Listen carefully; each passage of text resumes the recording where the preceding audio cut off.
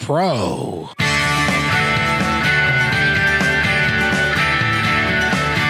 Welcome back to Positive Talk Radio. Our goal is simple: to explore evolving ideas one conversation at a time. So come on over into our world. I know you'll like it, because on today's show, we are going to feature somebody that I've known for the last 3 years or so. He's an author. He's written, I think, 10 or 11 or 12 books now, and but he's got some other stuff that we're going to talk about today. But first, I got to talk to Eric. Eric, how you doing, man? Good afternoon, Kevin. I'm doing fine. Happy Friday. How are you? I'm great. It's a great day. We get to follow John Tesh again. It's always nice to be on Kixie. It's got a good flavor to it. I really like this station. Excellent. And today we're going to talk to a guy that you know well from KKNW. He is always open and being asked to host other people's programs and talk about his books and all of those things. And so it's great to have him here, but it's raining outside. Is this what's going to be happening all week? And yeah, it could be a little bit soggy this weekend, but we are mid-November, so we're right on schedule with that sort of thing. Yeah. Got to ask you an important question. Have you got your Christmas shopping done yet? No. I can't believe that it's no. Heck no. I can't believe that it's November already. I know. Time flies by so quickly. And the older you get, the more time flies, I do have to tell you. And so it's slower for you than it is for me. No doubt.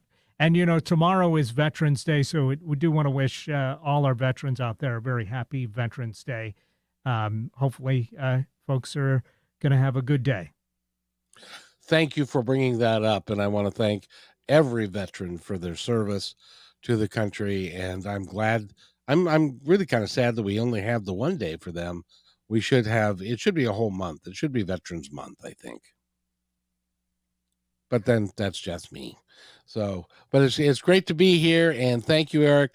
We're going to talk about a subject today that is near and dear. Well, first of all, I got to do this because one of the things that I was able to do was I got to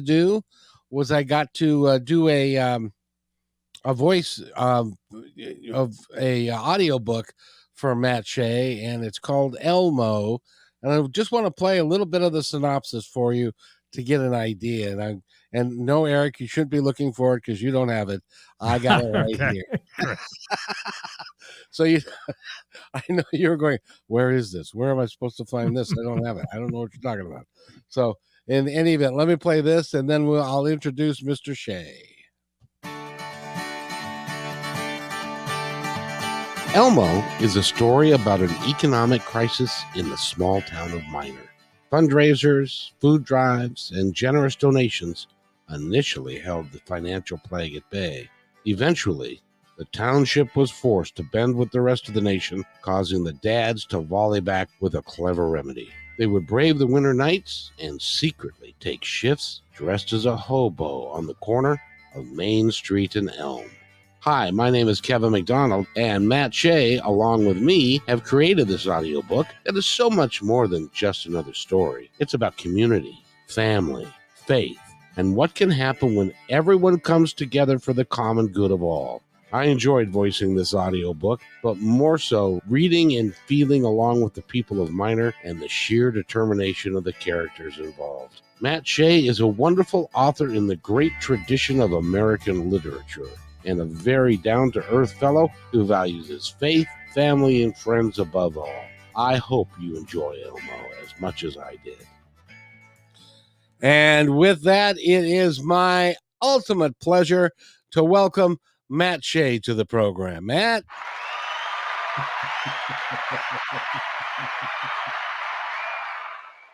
Thank you, Kevin, and I'm so proud that Elmo had your name on it. You were the guy and the only guy to do an audiobook for me. Well, I'll tell you, you are, in reading that book and putting it on tape, And every chapter, I was really taken with your style of writing and what it meant. And I just loved how you intertwined that book with the different generations, and generations from being of older folks. And one of my favorite things is that there's a 3 generation baseball family that's at the center of the book. And because I was a baseball kid when I was growing up, it really struck home with me how important that is, especially in small town America, how important it is for there to be kids that are playing ball and contributing to the community. So I love that story. And if you go to my Patreon page, which is Positive Talk Radio, you can download that book. And there's a membership fee of like $10, but there's lots of stuff there for you to enjoy. And Matt also has it on his page, which, Matt, what is the name of that page? Well, if you go to mattsheabooks.net, SHEA, mattsheabooks.net, it's all there. It covers Amazon. It starts off with a free audio book. It gets into interviews. It gets into free stories. It gets into the book that you yourself did for me. And so it's all there. Just go to mattsheabooks.net and then play around with the mouse and you'll find it all. And do have fun playing around with your mouse, by the way. Well, okay. I forgot who I'm doing a show with. Yeah, you did forget. You can't leave an opening like that. I'll take it every time. But the reason that you're here, and the reason I wanted to have you here, is that you and most of the other books that you've written are novels and are fictitious, and they're made up characters. But you are coming out with a book. I believe it's coming out at the end of this month. It's not very long. It's a short book, but it's called Casino Down the Street. And Matt, when is that book coming out? The book is coming out as of last night. And the reason why is initially Amazon, Barnes and Noble, and others were going to have it on the 21st. But my publisher, Bobby from Virtual Bookworm, when I told him I was going to be on KIXI with Kevin McDonald, because he knows you, he's seen our interviews before, he did some magic and he got that available on his website late last night, and it's all ready to go. They're first in line. They've cornered the market. If you go to virtualbookworm.com, virtualbookworm.com, and just on the very top search, write my name, Matt Shea, it will have all of my books there, all 11 of them, including the latest, which is The Casino Down the Street. And this book being a real life book that you've been watching people. And see, when I first heard about you writing this book, my assumption was that you being a writer the way that you are, that you were watching people. I know you drove a van for one of the casinos. And so you would watch people and you would see their reactions and the good things and the bad things. And I kind of assumed that that was how this was going to go, but it didn't turn out that way at all, because this is a far more personal story than. And first of all, I'd like to thank you because this is going to help someone.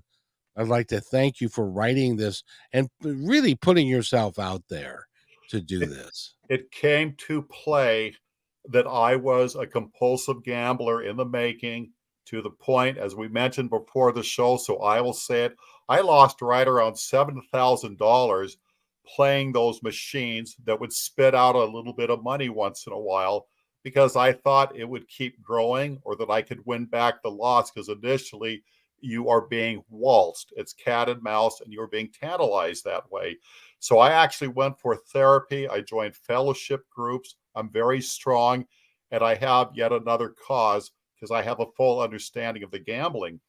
This all started when we were very young, and my dad was talking to someone about gambling, and he said, I wish you didn't win the first time out, because you're going to have a mindset that you will win every time out, and you were lucky. It's luck. It's not skill. Well, this person went on to build on it and lost everything. And Dad said, well, that's the lesson. You finally learned it. It's considered a curse if you win first time out at casino because you will naturally misinterpret that. And so the job I retired from, we had a sister plant in Vegas, and we had tons of transfers, tons and tons of horror stories about gambling. And they say we could always spot a new guy. He loses his first paycheck at the casino. But the ones who aren't wise, they lose the second one because they went back to get to win their money back. And that's not why the casinos could afford to pay their electric bill and their employees. And so I was very intrigued by this culture, hearing the many stories. I got a job at a casino and I was just being quiet. Watch, listen, learn, pay attention, don't say anything. And then after that, I stayed with my buddy Carl, who I did a radio show with. Carl's a special guy to me. Among other things, he was a car dealer at 5 different casinos. We were up one night. Hey, Carl, what is your advice about gambling? It took a split second. Oh, don't gamble. Don't. He was just real adamant. And he says, if you do, learn from the kids at the arcade. They know they're not going to win money and know that you're not going to win money in the long run. And so just enjoy the game if you're even going to play it. But never go to a casino to make money. Never do that without ulterior motive. Well, it strikes me because one of the things that, and your game of choice, as it were the one-armed bandits. Yes, the electronic ones. And the reason why is I spent a year and a half doing a case study on the 6 casinos in our general area. And I would be in the parking lot, people watching, window down, being quiet, pretending I wasn't eavesdropping, talking to the security guards, the managers, talking to the guys who were assembling the new machines and putting them in place. Some people at the coffee shops would talk to me about the luck and bad luck they've had recently. And then after a year and a half of combing 6 different casinos, I had to cross the line and get in the saddle. After all, I'm going to be writing about it. I have 3 publications on that now. And I'll tell you, Kevin, before I did that, I went to several of the casinos to see what poison I would gamble with. I watched the people at the blackjack tables because that's supposed to be an easy game and also the best odds of winning. But I was watching people who were drawing quite a crowd, which I did not want to do, especially in a casino. And they knew what they were doing, regardless of how simple it is. And I wouldn't know the first thing. I would set a record losing. I went to other card games. I would watch roulette. They all attracted people. And then we have these slot machines, which are the worst odds of winning. But you're isolated on your own little island all by yourself. Nobody knows you're there. So I wanted to be in hiding because this is an embarrassing moment for me. And I felt like a kid at a supermarket.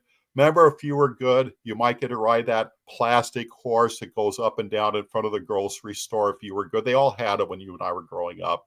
Oh, yes. I felt like a child on one of those little plastic merry-go-rounds in the supermarket because I was well behaved. Didn't want anybody to see me.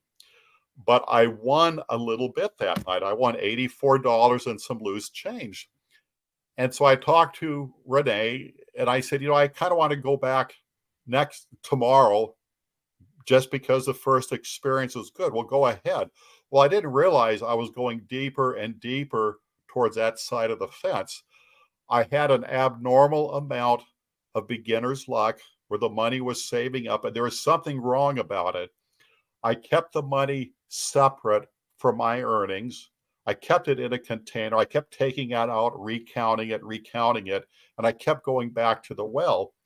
And finally, several months into it, I realized I wanted to get rid of it. And in the book I wrote, I use an analogy. I felt like a child on a camp out who got a jar, poked holes on the lid, and took a butterfly and a frog home. And they don't belong on my dresser. They belong out in the wilderness. I returned the money, stuffed the machine that I kept playing, kept playing it at a high rate that regardless of winning once in a while, finally it inhaled all the money I initially got from it. And I was at peace. I broke even. The little bit of change I had left, I just left it there on the counter and walked out. I was so happy a weight had lifted off of me. The problem is, over a month later, things happened in traffic. There I was in front of that casino. I had a lot of money on me, just had a great time with my daughter. I thought, why not? I went back to the same machine. It seemed to recognize me. It had my name and everything when I hit it. And this time it paid me up front as it did before. And I thought, I think I'm going to try to make a gold mine, a nest egg out of it. Well, $7,000 later, I got 3 publications to show for it. You lost $7,000 in a short period of time. Within a year's time, yes, I did. And it started off with winning. I was up, my gosh, the whole world's hearing this. I was up about $2,000 saved.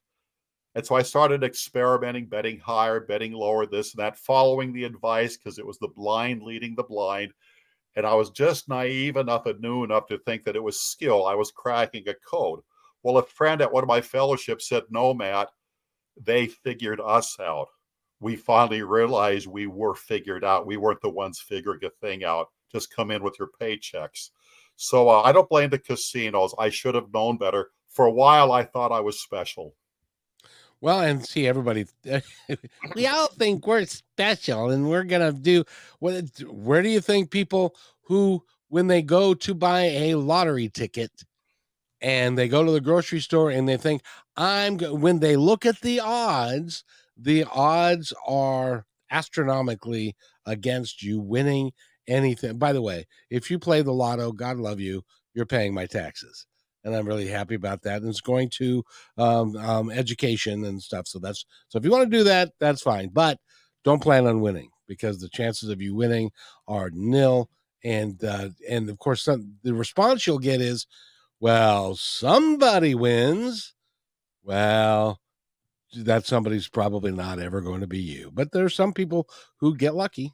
It's the famous Wayne Gretzky quote, you miss every shot you don't take. And my former father-in-law, I love the man dearly, such an intelligent man. He said, you can't win these things unless you at least try.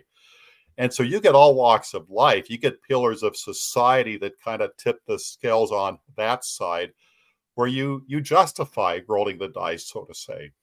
Exactly. And by the way, I want to let you know that when you were talking about playing 21 or blackjack, the guys at the table were very glad. If you didn't know what you were doing, they were very happy that you did not sit down at that table. You know why? Because what happens is the cards are in a certain sequence and they're coming out of the dealer's hand or dealer's the machine they use in a certain sequence. Well, if you don't know what you're doing and you take a card when you statistically should not take that card, that means the guy behind you doesn't get the card that he was going to get, and that could have been a winning card. And so they get very upset with you if you don't know the rules of the game and you're not able to play it efficiently. Because as an example, if you hit on 18 or hit on 19 and hoping that you're going to get a 2 or a 3, the odds of you getting a 2 or a 3 are astronomical against you. And so if you get a king and the guy but next to you wanted that king, he's going to get mad at you because it costs him money. So if you're going to play those games, you got to know what you're doing. But I saw a classic Gomer Pyle episode where he was brought into an illegal card game. Well, what are you doing here? You're from the Ozarks. And it didn't make any sense. He goes, I just want to trade. He goes, what? You can't, because the guy at the table knew what hand he had, and he ruined it for everybody. And then here comes the Vice Squad. They all got arrested, and Gomer got praise. As if he was undercover, which he wasn't. He was just backwoods, and like myself, a fish out of water. Yeah, and so that's, and I learned that from my father because my father was a gambler. He loved to gamble. He never got out of control with it because my mom put him on an allowance. of how much he could spend, because they understood, and they'd been through the wars when they were young and all that. But gambling can be an insidious thing, and Oh, yes.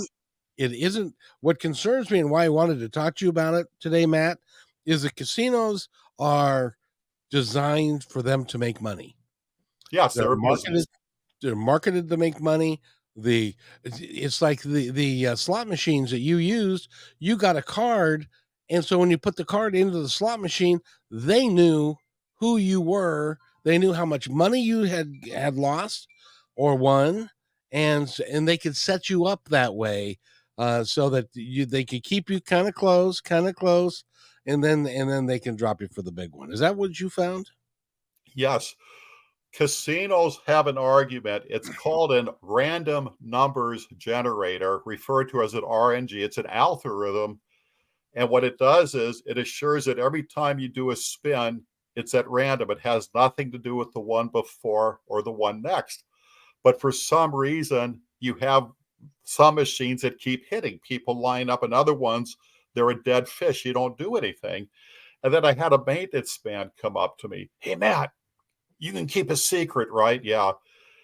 We just installed a machine, and whenever we do that, they win an awful lot for the first 2 days to get popular overnight. So why don't you sit down and put some, that type of thing. But he was telling me something about the trade that the public shouldn't really know. I've known of people playing those games and nothing happened. So they went to a casino across town, much better. And people claim, well, there's a switch to high frequency, low, better odds. I don't know of such a thing. Remember in grade school, they said they had a spanking machine in the principal's office. But, if I put the fear of God, you're young enough. You hear these stories, you don't know if they're true or not. But according to my findings, and again, I spent roughly 3 years altogether doing my research for the 3 publications, a maximum of 13% per casino will leave that day with some profit margin. And it might be a few dollars, maybe you got a couple thousand, whatever, but 13%, well, the other 87%, you and I probably know them by name. Yeah, yeah. Well, and that's the other thing, is that you ended up going there like every day Well, for a period of time. yes, I was taking notes, I was rotating casinos, and then all of a sudden it's how does it go? You don't fix what works. When I had gone 8 times in a row, and now my little plastic container has several $100s in it, well, I'm going to keep going. Don't fix what works. And then when something went south on me, somebody said, well, why don't you put a little more in and bet higher than the next win? Well, I was cursed because it worked. But that person was just as much of an idiot as I was. We didn't have it figured out. It was just pulsating the way it does, whether it's at random or it's very sophisticated waltzing, you playing cat and mouse. But I don't know of anybody who has done spectacular playing slot machines. I was told many times there's no such thing as a quote unquote slot machine player. And in fact, seniors, there's a lot of Norman Rockwell humor about it. And I hope I get away with this. We're on Kixie. But people have said, well, a slot machine is crack cocaine for the senior. They keep coming back more and more. And the irony is they are doing something legal. They're not breaking the law. They're surrounded by security, a plush atmosphere, the music and everything.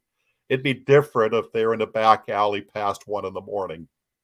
Well, and the interesting thing is that they tailor it towards the older folks who have got more time, maybe on a fixed income, hoping to make a little bit of money. The food is cheap. They can go there and have a decent meal, and then they can play. And some people are very lonely. Yes. They don't have a group of people that they're around, and so this becomes like their family. The waitress that brings them the cocktails, or the other players that are there and stuff, and it becomes a social activity that can be very expensive. My first day of orientation, it was explained to us that we are there to take the money from our customers, and then we want them coming back. want them to think it was a great time and only better luck and keep doing it. And they said these seniors you see every day, they're also here when you have a day off. And why don't you swing by during Christmas or Thanksgiving? They are still here. Because in some cases, they have nowhere else to go. Yes. And something casinos are known to do is to synchronize when they set out their ads of 2 for 1, the meal, this and that, right around the time the Social Security checks are delivered. Casinos don't go every day to the same rest homes. It evolves around when those Social Security checks are coming in. There's a sense of timing to it. Of course, because they're interested in making money. And if you think that going to a casino that you're going to win, look around when you're in the building, look at the food prices, and you will see that somebody has to fund all that. And by the way, it's you if you are spending money there. I've been to Las Vegas twice, road trips, to see the ghost towns and the museums. And I didn't gamble because I wasn't into it. This was strictly research. And then the addiction was, I just want to win my money back. You know, that's what they're all saying at that point. But I was in one hotel and the gal at the desk said, this town's built on losers. All of this construction, all of the facelifts of the old casinos, it came for the people who lost everything in those casinos. And then I was in one and I was watching a son talk to his mom. Well, you did it again, Mom. You just gambled away the Social Security check. But I was having fun, Mom. Loneliness and fun are two different things. We have answers here. And I just thank God she had a strong son there for her. I wish they all did. By the way, we're talking with Matt Shea. He's written the book, The Casino Down the Street. And in his cases, the 6 casinos down the street. And he spent a great deal of time in them. And as it turns out, he spent a great deal of money. One of the things that I do not gamble, because I don't call it gambling, I call it giving. Because I always end up giving, and I would rather, if I make $30 an hour, I would rather do something else with it rather than put it down a rabbit hole and just lose it. But that's just me. We need to take a break, Matt. When we come back, we're going to talk about how you were able to stop, get out of it, and some other ways that some folks can do it, can get out of it, and some places they can go and some people that can help them, because this, at times, if it's bad enough, it can take somebody's house. It can take all of their savings, and it can be really insidious. So we're talking with Matt Shea. I'm glad you did this, Matt. You're a man, you've got a heart of gold, and I'm glad that you're getting this out there. I don't hear it talked about all that much, but it's important. You're listening to Positive Talk Radio right here on KIXI. Thank you to our dedicated fans. We are updating our live on-air schedule to make it super easy for you to hang out with us 5 days a week, Monday through Friday at 3 p.m. Pacific Standard Time. We broadcast on YouTube, Facebook, and live on Fridays with Kixie 8:80 a.m. Seattle Live. You can find our library to binge all the podcast platforms. We can't wait to see you at 3 p.m. Monday through Friday, starting September 4th, Labor Day 2023. Hello, everybody. If I could have your attention, please, I have an important announcement to make just for you. As you may know, PTR is heard and seen on radio, KKNW, and now Kixie, several websites, podcasts, YouTube, Twitter, Facebook, and most social media. At PTR, we believe in working together to make the world a better place, and because you're listening, we know that you're dedicated to the same. So we'd like to support your efforts by offering an outstanding multimedia package for you at a deeply discounted rate. As our partner, you'll receive commercial creation, both video and audio, at least 10 commercial plays per week, a monthly show to highlight your business and passion, exclusive website positioning with links, video shorts for social media, commercial plays on all shows, podcasts, KKNW, and Kixie. Your commercial is embedded into each episode and as a podcast is sent to over 50 different platforms. All shows are performed live and sent to Facebook, YouTube, and Twitter, and stay there forever. Your podcast episodes are provided to you to use as you see fit. This one-time offer is only $250 a week, based on a 13-week commitment, and as our partner, we are vested in your success. and we'll do everything in our power to make it happen. However, there are limited spots available, so don't hesitate. Please email me at kevin@kmmedia.pro, and let's get the ball rolling.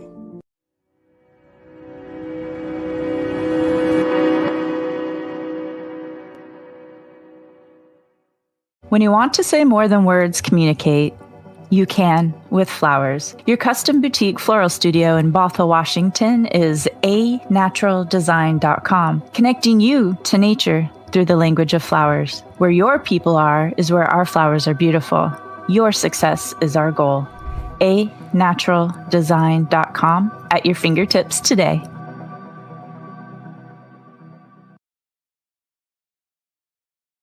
Hey there, I would personally like to thank you for making Positive Talk Radio part of your day. Whether you like podcasts or the radio show, we're glad to have you along. I'd love to hear from you with thoughts about the show and ways that we can make it even better. You are the reason we do these shows, because the more people we can touch, the better we can make the planet and our time here just magnificent. Please contact me, Kevin, at kmmedia.pro with any thoughts, comments, or suggestions, and thank you for being in my dream.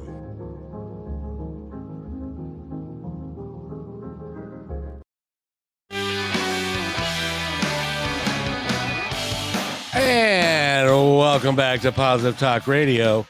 My name is Kevin McDonald, and we have a special guest today. His name is Matt Shea. He's an author of 11 books. I don't know, soon to be 35. He's a wonderful human being. He has done things like, I don't know how many of you have done this, but he lives in a 55 plus community. And there are days when he would take canned goods and distribute them to folks who were on a fixed income and did not have as much as he did.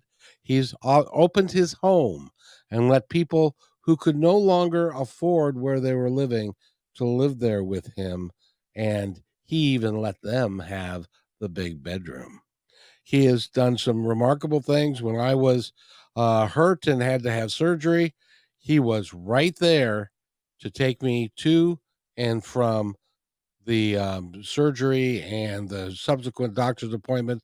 He really is a man who's got a heart of gold.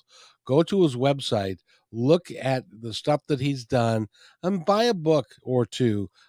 Trust me, you'll be glad that you did. And Matt, what's your website again? It is mattsheabooks.net. And again, we have Kevin McDonald narrating arguably my favorite book. You did a beautiful job in that audio book on Elmo. But we have some other phone numbers here. I wanted to get right back to the National Council of Problem Gamblers.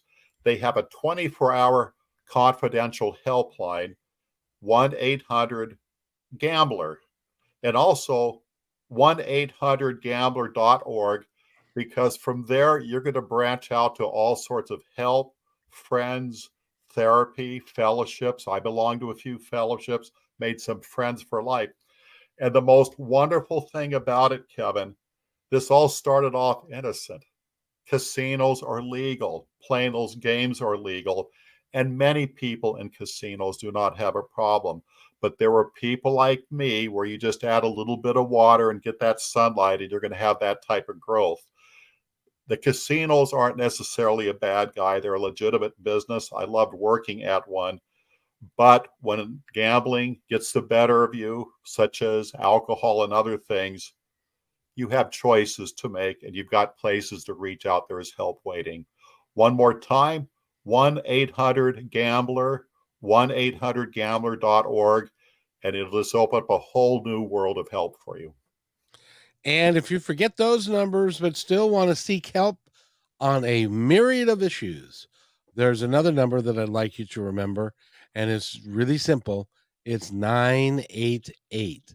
If you're feeling down, if you're feeling depressed, if you feel like there is no tomorrow, call 988 and talk to a counselor there. If you are military, call 988 and dial 1, and that will take you to the military hotline, and there will be people there who can help you get over whatever it is that's going on with you. But if you specifically have a gambling issue, Matt, let's do the numbers one more time. Yes, Kevin. We have 1-800-GAMBLER and also 1-800-GAMBLER.org. And there are people just waiting. They're regular people just like you and me. And it strikes me, Matt, here I go talking a bunch of nice things about you, and you don't even mention that. You just kind of gloss over that like it's not a big deal. Well, young man, it is a big deal. And I just want to thank you for myself and the other people that you've helped. It's an important thing that you do, and it's something that I value greatly, and thank you for doing it. My turn, Kevin. The first time you and I did a show together, and it was for Martha Norwalk's Animal World, you and I stepped out later to have a meal, and you were saying how well we got along with the servers because we treat those servers with an utmost respect, what they have to go through with all walks of life coming in. But that was our bond. We had great respect for those servers, and we made them thank God that they were doing what they did because of how well we treated them. But that was how you introduced yourself to me. What's interesting about that is that I've gone to lunch with, and I told you this during the conversation that we were having, I've gone to lunch with lots of people, and many of them claim to be, for lack of a better word, a guru, somebody that knows what they're talking about, somebody that is a very spiritual minded, and so forth. And then we'll go to lunch, and they will be less than cordial to the server. And for me, that's a deal breaker. Because those people work hard. They deserve our respect, as does everyone that serves us in the trades. We deserve to, they deserve our respect and for us to treat them well. And, you're talking about casinos, but there's also other outlets. There's like the track. People go to the track and they have the same experience. Oh, and there's something else I wanted to bring up, but the track is a big deal. I had a friend who used to say the way that he would measure to see if a horse was going to be successful. If they go around the track one time and they walk and they parade the horses. He says, if one of the horses takes a poop on the track, that's the one I'm gonna vote for because they're lighter and they feel better. That was his entire method of voting at the betting at the track. Did you ever do that? Kevin, when I spent a year and a half casing out these 6 casinos, there were people within our age group, meaning they should know better. They would bring their good luck charms and set them on the machines accordingly, certain positions. They would do chants, they would do prayer. Some people would dress up like they're a high priest or a guru. They would do sacraments, getting ready. Some would have intense arguments or trying to be rational with this inanimate object programmed to make them spend too much time sitting in front of it and putting more money in while it's taking your money in a variety of different ways. A lot of people were sensations, and including myself. There was a time when I thought, whenever I parked in this one parking stall, that's lady luck. That's God giving me a beam from the heavens that when that's open, take it. Your sea is parted. You're going to make it through. And so for a few times that parking stall did that. That's what made me think that way, to the point where there were times where the stall was taken. I stayed in the parking lot. Eventually, the owner got in his car, moved. Now I took it. But the day came where that theory went out the window. I guess it's not the parking stall after all. There were times of day and night where I thought this is when the fish are biting. It's here. There was a certain machine I started to bank on. That was my best batting average. That's also where I lost the most. We get superstitious out there. We think we're figuring something out, and there's sort of an intervention. Is today the day I have God's favor in here? Exactly. Well, and it used to be when I would go into the casinos. I haven't been into one in a long time now. But they used to be called the one-armed bandit because they actually had a lever that you would pull. You would put the coin in, and then you would pull the lever, and then it would go do its thing. And then, so it took longer to lose money then than it does now, because now they give you a little card, and all you do is punch a button, and it takes the money out right off your card, doesn't it? Yes, it does. I knew of someone who had one of those old mechanical one-arm bandits, and they had it set up where they had a bowl of quarters, so you could put a quarter in and play it. They said, it's the funniest thing. We'll have friends over. Oh, sure, go ahead and try it. Somebody will put a quarter in, pull down on the arm just to watch it function. But then there were others that kept doing it until the last quarter was spent. That tells you what's going to happen to them when they go into a casino. Well, the other thing is that people will think that, and I'm sure that you thought this too, at your favorite game, and you'd put more money into it and more money into it, and you kept on saying to yourself, it's going to hit. It's going to hit. So you can't walk away from it because you're scared that the next person who is going to put one quarter in it and is going to win your money. Kevin, I live 2.1 miles away from the casino down the street, title of my book. And I've had nights where I got up at an odd hour because I never sleep through a night. I sleep 45 minutes. I sleep maybe an hour, then I get up at everything. And so I've timed myself from my living room, getting out in my car, coming back in less than 20 minutes. Look at this. I just made another $20. When I awoke, I thought, geez, if I move now, that next person who's going to end up in that seat, I could ace them out. But if I stall, he who snoozes loses. I got to be the early worm. That's exactly what I thought. And one of the emphasis about gambling is to understand the machines are never due. There is a randomness to it, and you're tossing a coin. Okay, it's up in the air. We don't know what's going to happen. It's amazing. Now, there's something new that I don't know that you know about that concerns me greatly.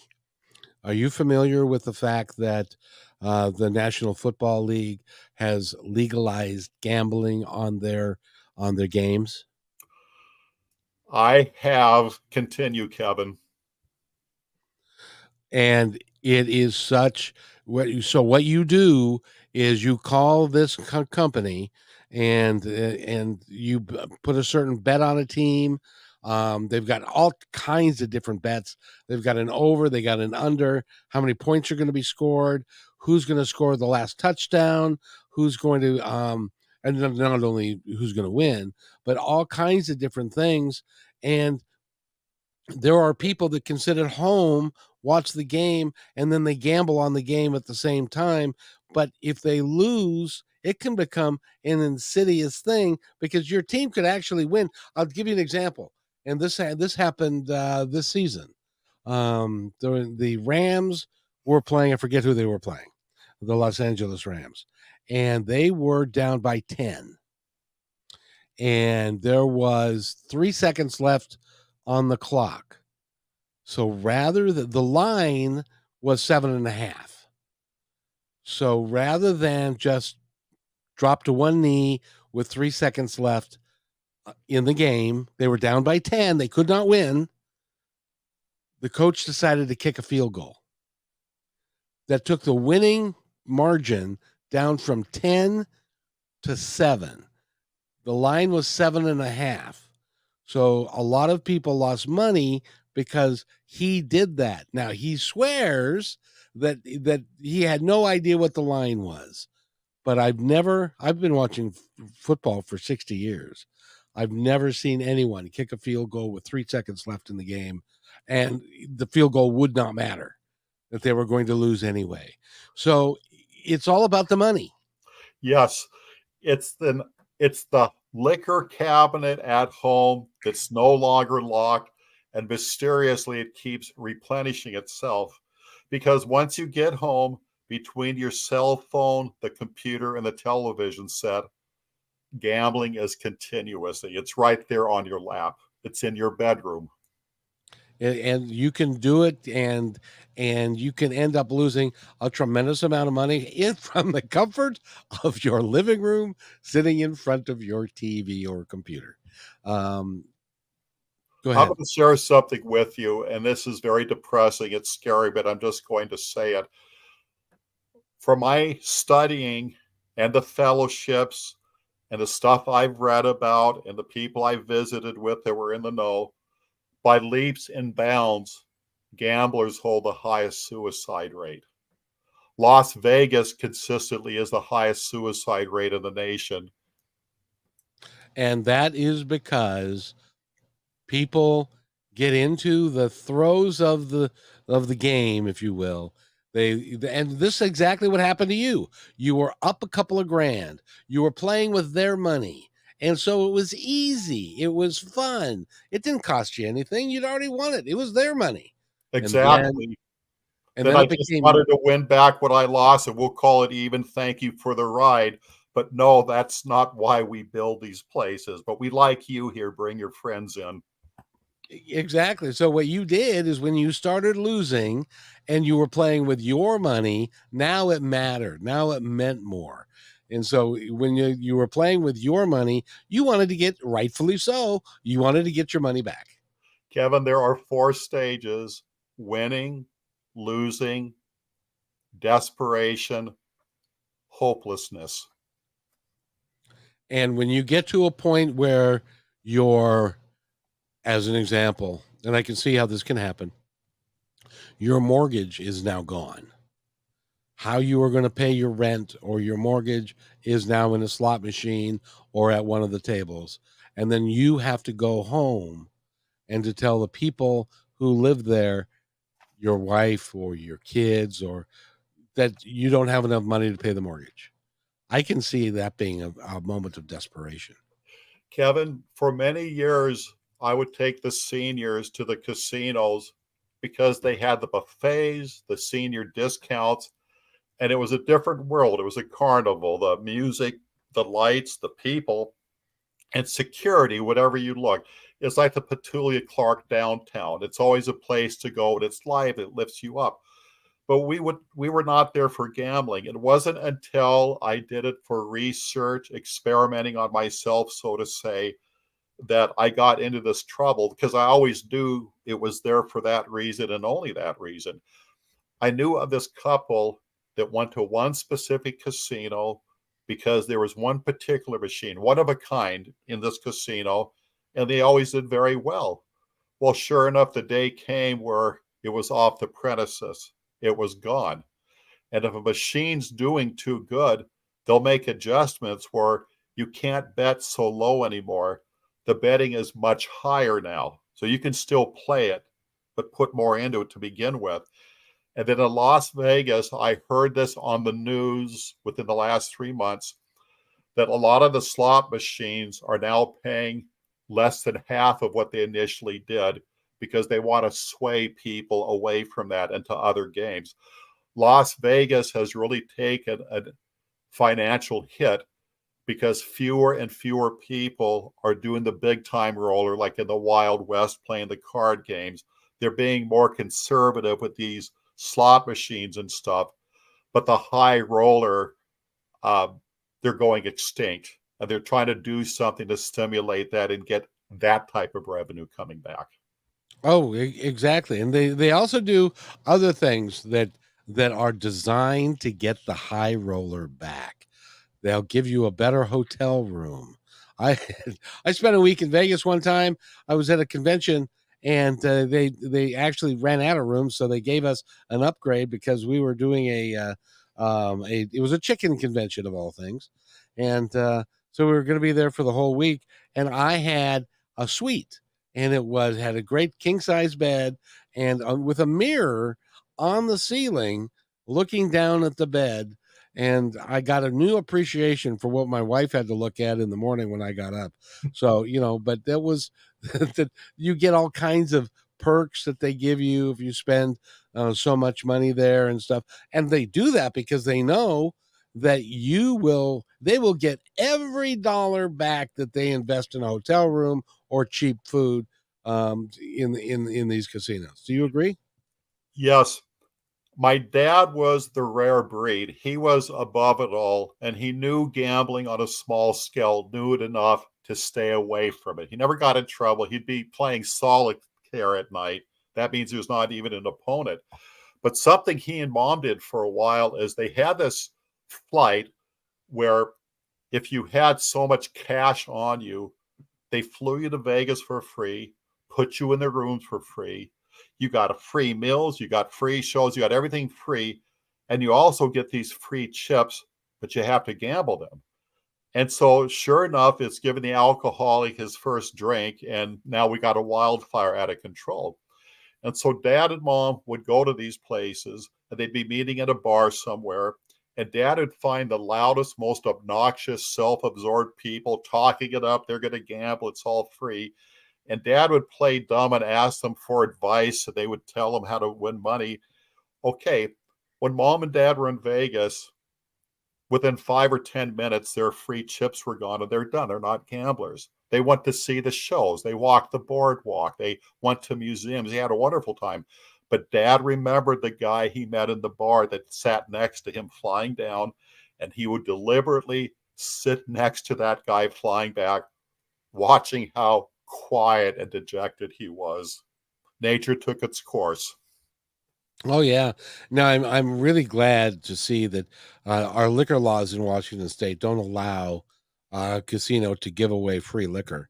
But if you go down to Vegas, and as long as you're sitting at a table, they'll keep that glass full for you until yeah, a good friend of mine who was an alcoholic and was trying not to drink, and they kept putting alcohol in front of him. The last time I saw him was staggering off to the elevator to try and make it to his room because they overfed him. And they gave him way too much. I wanted one more thing before we go, Matt, that I want you to talk about, and that is that the casinos are the security at the casinos are very, very strong. They have cameras everywhere, and they look to make sure everything's on the up and up and nobody's trying to beat the system and stuff. Is that true?